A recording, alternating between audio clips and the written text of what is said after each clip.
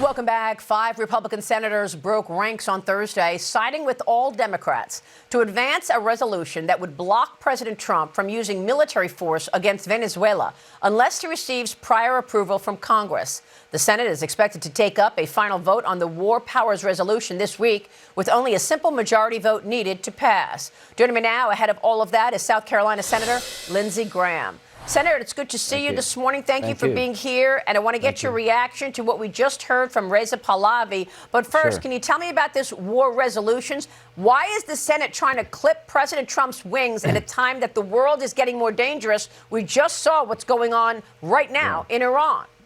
The War Powers Act was passed in 1973 by a bunch of liberal Democrats.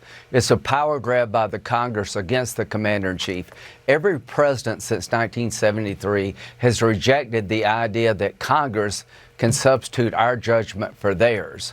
So what these 5 are good friends. They're creating a situation where you have 535 commander-in-chiefs, not one. There's never been a court case in the history of the country where a military operation was terminated by the Supreme Court because Congress didn't approve. There have been 130 military operations by the commander-in-chief without congressional approval. So here's my point. You're creating a disaster for the country. If a member of Congress doesn't like what the president's doing as commander-in-chief militarily, cut off funding for that operation. We have power of the purse. You can do that. If you think the president doing something illegally, you can impeach him. But we can't have a situation where Congress becomes commander-in-chief. That would be a disaster. This is an unconstitutional power grab. To my colleagues, you're doing a lot of damage. You're emboldening our enemies. You're restricting President Trump. Unconstitutionally sound, doing a lot of damage. Stop it. Senator, over the weekend, you tweeted about Iran. Can I add one last thing? Yes. I've been a military lawyer for 33 years. I was a judge, advocate in the Air Force. I was a prosecutor, defense attorney, military judge. I feel comfortable talking about this. What you're doing is wrong.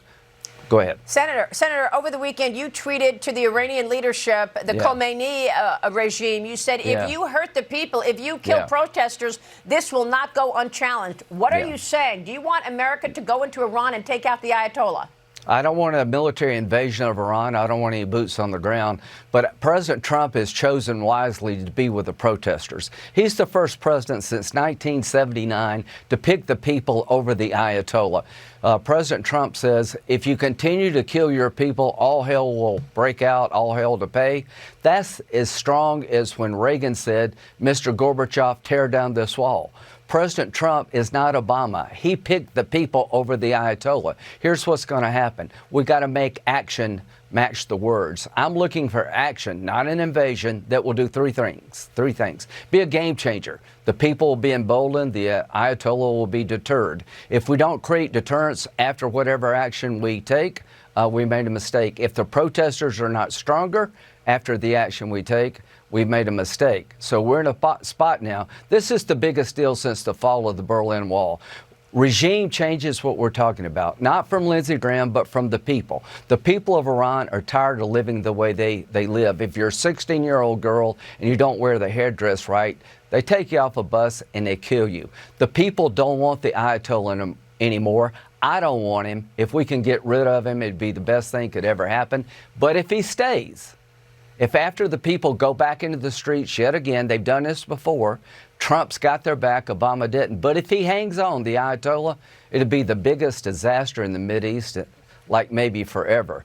If the Ayatollah goes, it's the best change in the history of the Mideast in 1,000 years. Well, you said on Fox last week, a message to you, Ayatollah Khomeini, if you kill citizens, Donald Trump is going to kill you. That's what I want to talk about when we come right back. Hold that thought, Hold that thought. We'll be right back with Senator Lindsey Graham. Stay with us.